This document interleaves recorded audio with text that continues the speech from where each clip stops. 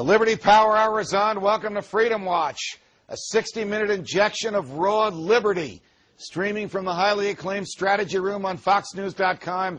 I'm Judge Andrew Napolitano, your host. We'll discuss the issues that profoundly affect your freedom, your civil liberties, your financial liberties, and your right to have a government that stays within the confines of the Constitution. The new federal hate crimes legislation has cleared the House and will now face the Senate. Included in the bill is the government's attempt to criminalize free speech. The government is attempting to cleanse the airwaves of language and ideas it hates and fears by criminalizing aggressive speech under the guise of protecting gays, lesbians, and transgender persons from violence and from discrimination in public accommodations, in housing, and in the workplace. The evidence is clear. The states have been remiss in failing to protect persons whose sexual orientation have made them targets of private and official discrimination. My own view is that all statutes that criminalize thought are unconstitutional because the First Amendment permits absolute and unqualified freedom of thought, all thought, no matter how bizarre, how hateful, or how illogical. However, if the federal government protects certain minorities from violence and official discrimination, the Equal Protection Clause of the Constitution arguably requires the government to protect all minorities that are the targets of official discrimination and violence.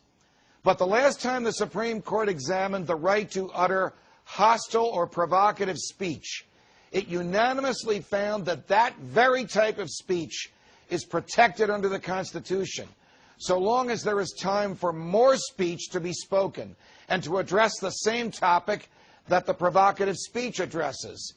So if a speaker is addressing a crowd bearing pitchforks and exhorting them to go get Ben Bernanke because he has destroyed our financial freedom, but the speaker and the crowd are in Columbus, Ohio, and Bernanke is in Washington, D.C., the speech is absolutely protected, since there is obviously time for more speech to address the provocative speech before the behavior it advocates, getting Ben Bernanke, can come to pass.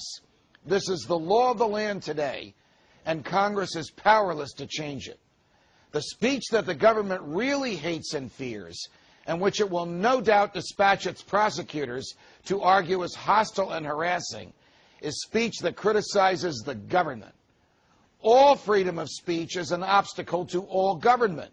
It exposes the government. It challenges the government. It forces the government to explain its behavior or to conform to the Constitution and the natural law. Any effort to diminish freedom of speech must be fought aggressively and in its infancy.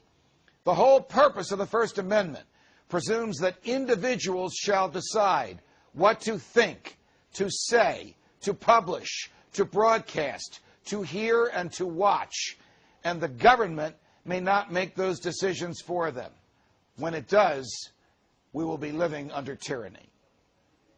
Joining me now from the great state of Texas is Congressman Ron Paul. Congressman, I know you're on vacation this week, though knowing you, you're just working in Texas instead of in Washington.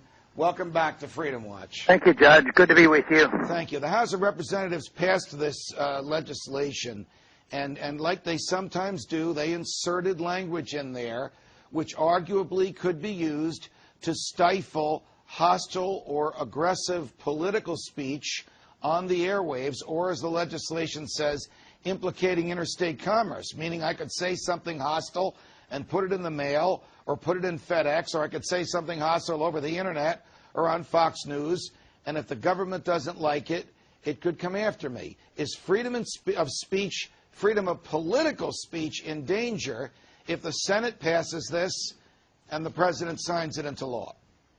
Oh, it is very much endangered, and it's getting worse. It's not brand new. It's just accelerating. And I think it started a long time ago when the courts and the legislative bodies decided that speech was not one thing. There was commercial speech and political speech. Once it was accepted that you could regulate commercial speech anytime you please, the next step was political speech, and that's what we're moving into. And some in this country happen to believe that the left tend to be better on civil liberties and protection of the First Amendment, but I don't think it was the extreme right that was promoting this type of legislation. It's the left with the acceptance by many on the right as well. But I think it's lack of understanding, lack of desire, and no real effort to protect freedom of speech. I think that they have forgotten the fact that rights are individuals. Individuals have a right to speak out. It should be protected. The job of the government should be to protect our speech, not to regulate it. And I think another thing that happened, over the years has been that we started seeing rights as being collective. Right. That you have group rights. You have rights by belonging to a sexual group, gay groups, and by race. And it shouldn't be that way. It should be individuals. And then once they start into protecting of that, this undermines the whole principle of this. And you can't have it. We should have governments limited to protecting us against violence and fraud and theft. Unfortunately, I see the government being much more involved in violence, fraud, and theft, and now doing the things that they're not supposed to be doing. They fail to do the things they're supposed to do, and they embark on these other things. Now it's regulation of speech, and I agree with you. I think this is a serious threat to our freedom of speech in this country. You and I have argued together and in the same forum that the only real legitimate role of government is to protect our freedoms. This is the opposite. This is selectively choosing which freedoms to protect and which freedoms to assault. Shall I assume that with the swearing in of Senator Al Franken, sounds weird to say those three words together, Senator Al Franken, that this is likely to pass the Senate, and our only hope with respect to it is that the courts will uphold the Constitution and strike down the parts of it that so obviously offend the First Amendment? Yeah, I guess that's our best hope, but I've never been very, positive on the courts protecting me. At times we have an occasional ruling, but it's just a shame on the way we're going. And so, but yes, I think it'll pass the Senate rather easily now, and the president likes these kind of things. So now we will be making judgments on people's motivation. Two people will be treated differently. There'll be relative value placed on one group versus another group, and you can get a greater penalty. And they say, well, we don't believe in discrimination, but that's exactly what they're doing. Right. If it's a greater penalty for one group against the other one, that means you're discriminating against one group. They just fail to see people as individuals rather than putting them in groups.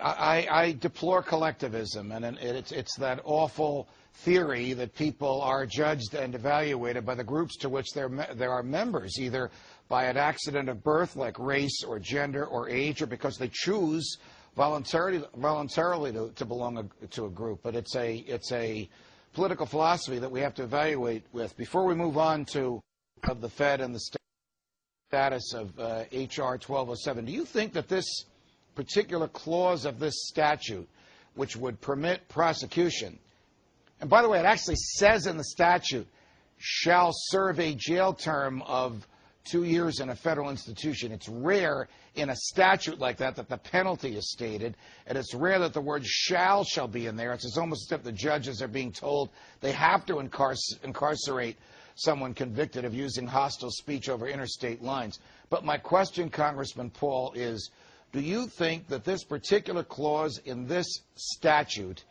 is an end run around the freedom of the speech on the airwaves? Or stated differently, do you think that this is the beginning of the so-called fairness doctrine? Will they come after me if I say something that's perceived as hostile to big government? I think they're after the fairness doctrine. They want that, and that's probably the step that they're moving in, because they've been fretting about that for a good many years. So anything that they can do move in that direction to control the airways, they're going to do it.